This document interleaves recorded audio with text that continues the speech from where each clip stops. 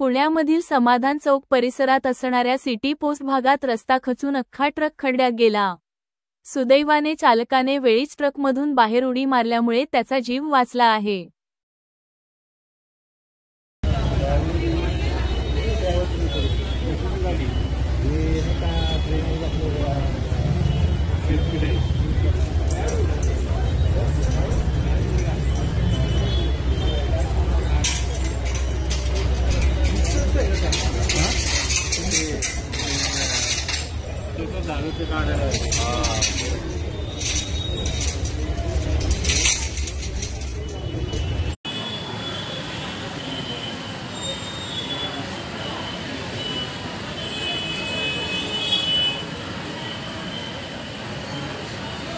चल एक मिनिट झालं नाही